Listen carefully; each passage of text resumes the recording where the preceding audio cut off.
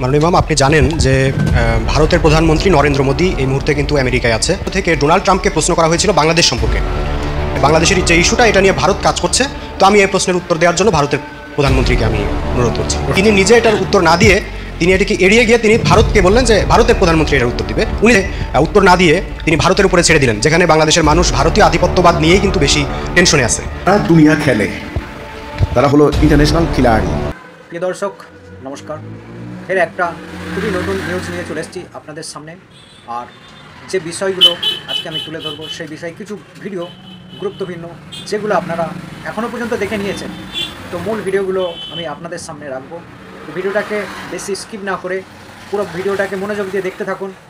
আর তার আগে আমি বলবো চ্যানেলটাকে সাবস্ক্রাইব করে এই নিউজ চ্যানেলের সাথে থাকুন, তাহলে ভিডিওর মাধ্যমে আপনারা সব কিছু ডিটেলস বুঝতে পারবেন। তো চলুন ভিডিওগুলো আপনাদের সামনে রাখছি।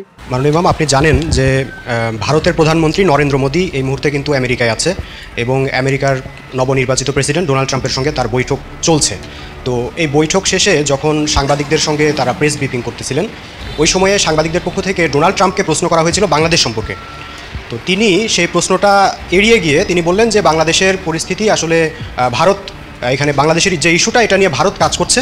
তো আমি এই প্রশ্নের উত্তর দেওয়ার জন্য ভারতের প্রধানমন্ত্রীকে আমি অনুরোধ করছি। প্রশ্নটা কে করছিল? প্রশ্নটা সাংবাদিকরা করেছে ডোনাল্ড ট্রাম্পকে, কিন্তু তিনি নিজে এটার উত্তর না দিয়ে তিনি এটিকে এড়িয়ে গিয়ে তিনি ভারতকে বললেন যে ভারতের প্রধানমন্ত্রী এটার উত্তর দিবে, উনি যেহেতু বাংলাদেশ নিয়ে দীর্ঘদিন ধরে কাজ করতেছেন। তো এই ঘটনাটাকে এখন মিডিয়াতে বিভিন্নভাবে এটার মধ্যে আসলে কী মেসেজ আছে সেই জিনিসটা খুঁজে বের করার চেষ্টা করা হচ্ছে, যে কেন বাংলাদেশের এই ইস্যুটাকে ডোনাল্ড ট্রাম্প নিজে উত্তর না দিয়ে তিনি ভারতের উপরে ছেড়ে দিলেন, যেখানে বাংলাদেশের মানুষ ভারতীয় আধিপত্যবাদ নিয়েই কিন্তু বেশি টেনশনে আছে। তো আসলে কি আমেরিকা যুক্তরাষ্ট্রের বাংলাদেশ নীতিটা কীরকম হতে যাচ্ছে ডোনাল্ড ট্রাম্পের? এটা কি পরবর্তীতে নরেন্দ্র মোদী কি বলেছে সেটা কি আসছে? নরেন্দ্র মোদী এটার উত্তর দিতে গিয়ে তিনি কিন্তু বাংলাদেশ নিয়ে কিছুই বলেন নাই। তিনিও এড়িয়ে গেছেন। তিনি হচ্ছে অন্য ইউক্রেন ইস্যু দিয়ে কথা বলা শুরু করেছেন। তারা দুনিয়া খেলে, তারা হলো ইন্টারন্যাশনাল খিলাড়ি। তারা আমাদের মতো মাথা গরম মুসলমান না। তারা অনেক ভেবে চিনতে একটা বিবৃতি দেবে। তাদের ইন্টারনালি কি আছে আপনাকে বুঝতেই দিবে না। তারা তলে তলে কি করবে আপনাকে জানতেই দিবে না। আমাদের তো ধর্মীয় নেতারা পাইলে, দর্শক পাইলে আর হুঁশ থাকে না। অমুকে জিব্বা কাইটা ফেলাম, অমুকের দুনিয়া থেকে উচ্ছেদ করে দিব, দেখবেন তারা সেটা বলে না। আপনি বললেন যে তিনি এড়িয়ে গেছেন ডোনাল্ড ট্রাম্প, না, এড়িয়ে যাননি। তাদের একটা মহাপরিকল্পনা আছে। সেই পরিকল্পনার নমুনা আমরা ফিলিস্তিনে দেখেছি। আর কয়টা ঘটনা দেখলে পরে মুসলমানদের শিক্ষা হবে। আর কয়টা ঘটনা মিয়ানমারে দেখেছি। মিয়ানমারের প্রত্যাবর্ষণ নীতি নিয়ে তাদের কোনো মাথা ব্যথা নেই। তাদের খালি একটাই, এখানে খালি তাঁবুতে থাকো, সাহায্য করো, খিচুড়ি খাওয়াও, এটা নিয়ে তাদের খুব খুব মানবতা। কিন্তু ওদের বাড়িঘরে ফেরত যাইতে হবে, এটা নিয়ে কোনো মানবতা নাই। তাঁবুতে খিচুড়ি খাওয়ানো কি মানবতা? না ওদের বাধ্যতার বাড়িঘর বুঝাই দেওয়া মানবতা? ওটা করতে দিবে না। ডোনাল্ড ট্রাম্পদের বিবৃতি আর নরেন্দ্র মোদীদের পরিকল্পনা, তাদের কথা, তাদের বিবৃতি বা তাদের স্টেটমেন্ট জাতির সামনে, বিশ্ববাসীর সামনে তারা খুব কনসাস। তারা জানে আমার এই কথাটা দুনিয়া প্রসারিত হবে। তারা জানে সমস্ত ফোকাস, এখন এই মিডিয়ার সমস্ত ফোকাস আমাদের বক্তব্যের দিকে। তারা আপনাকে বুঝতেই দিবে না তারা কি করবে। তারা যে কাজটা করছে এখন, কি কাজ করছে? বাংলাদেশে সংগঠিত ঘটনাবলী ঘিরে তারা একত্রিত করে তারা বিশ্বের মাঝে একটা প্রচার চালাবে। এখন এই প্রচারণার মোকাবেলায় আপনারা কি করবেন? কিছু করতে পারবেন না। বিশ্বের বড় বড় মিডিয়া তাদের প্রভাব এখানে তারা সম্মিলিতভাবে একটা প্রচার চালাবে, যেখানে একটা উগ্রবাদের উত্থান হচ্ছে, এখানে একটা জঙ্গি রাষ্ট্র হয়ে গেছে, একটা মৌলবাদী রাষ্ট্র হয়ে গেছে। এখানে তারা প্রচার চালাবে। এই প্রচার চালিয়ে বিশ্বের দণ্ডমুণ্ডের কর্তা যারা, তাদের মনোযোগকে তারা একদিকে নিয়ে যাবে। তখন ডিসিশন নিতে সুবিধা হবে।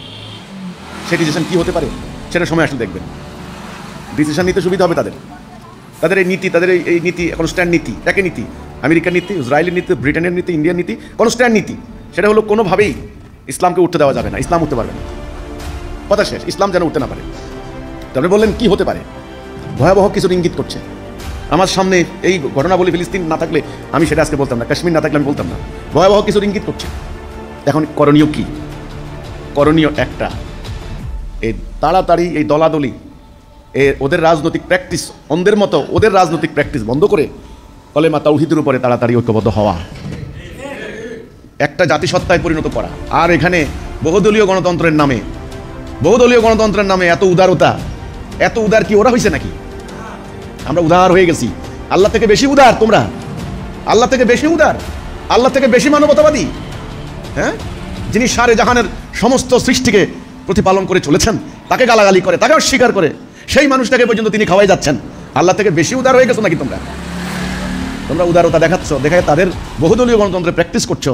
এখানে যত দল করো, যত মত করো, যত পথ করো, কোনো অসুবিধা নাই। না, এই প্রক্রিয়া থেকে বেরিয়ে আসতে হবে। 1 নম্বর, লা ইলাহা ইল্লাল্লাহর উপরে শক্তিশালী জাতিসত্তা তৈরি করতে হবে। 2 নম্বর, যে কর্মসূচি আল্লাহ রাসূল দিয়েছেন, বলেছেন যে এই আধাত সরে গেলে ইসলামের রশি খুলে যাবে, নামাজ পড়লেও লাভ নাই, রোজা রাখলেও লাভ নাই, সেটা হলো 5 দফা কর্মসূচি। জাতিকে তাড়াতাড়ি এই কর্মসূচিকে ঐক্যবদ্ধ করতে হবে। জাতির নেতা হবেন একজন, জাতি চলবে আল্লাহর হুকুমে, সমগ্র অন্যায়ের বিরুদ্ধে। এই কোনো ধরনের গুজব, হুজুগ, সন্ত্রাস, এই দলকানা নীতি পরিহার করতে হবে। কে কোন দল, কে কোন বর্ণ, কে কোন ধর্ম, এগুলো চলবে না, এটা আল্লাহর কাছে নাই। যেটা অন্যায়, যেটা ন্যায়, যারা অন্যায় করবে তাদের বিরুদ্ধে 100, আর যেটা ন্যায়সঙ্গত আচরণ করবে, দুর্নীতি করবে না, চুরি করবে না, অর্থ পাচার করবে না, সুদ খাবে না, সে যাই হোক না কেন, সে মাদ্রাসার হোক আর সাধারণ কলেজ বিশ্ববিদ্যালয়, তাকে আমরা ডিসক্রিমিনেট করবো না। এটা হলো নীতি। এই যে দল গড়ে উঠলো 100 বছর থেকে, এত দল কি ইসলামিক ছিল? এত দলাদলি কি হারাম না? তো এই জন্য করণীয় কি? করণীয় একটা, তাড়াতাড়ি তাওহীদের উপরে ইস্পাত কঠিন ঐক্যবদ্ধ হওয়া, এবং আল্লাহ রাসূল যে কর্মসূচি দিলেন সেই কর্মসূচির উপর একটা জাতিসত্তা নির্মাণ করে আল্লাহ দেওয়া জীবন বিধান মানব জীবনে প্রতিষ্ঠা করা। তবে বাঁচবেন, নাহলে বাঁচার কোনো সম্ভাবনা নাই। এখন ডোনাল্ড ট্রাম্প নরেন্দ্র মোদীকে বলেছেন, নরেন্দ্র মোদী খুব টেকনিক্যাল উত্তর দিচ্ছেন, এটা তো আপনাকে বুঝাতে দিবে না।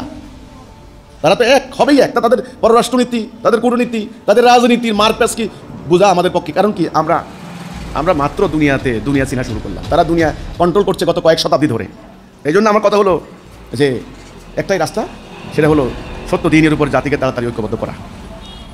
এছাড়া কোনো পরিস্থিতি কিন্তু কিসের ইঙ্গিত করছে? উনি প্রশ্ন করলেন কিসের ইঙ্গিত করছে? ইঙ্গিত কিসের? ইঙ্গিত কি? ডাইরেক্ট কথা বলছে তারা, আপনার কোনো ইঙ্গিত? এখানে ইঙ্গিতের কি আছে? কি করবে না করবে সেটা আপনাকে বুঝতে দিবে না। কথা বুঝতে পারলাম কিনা? তারা আমাদের মতো নাকি মাহফিলের মধ্যে কতগুলি মুসল্লি পাইলেই একেবারে নারে তাকবীর, অমুকের বাড়িঘর জ্বালাই দাও ইত্যাদি করতে দিবে না।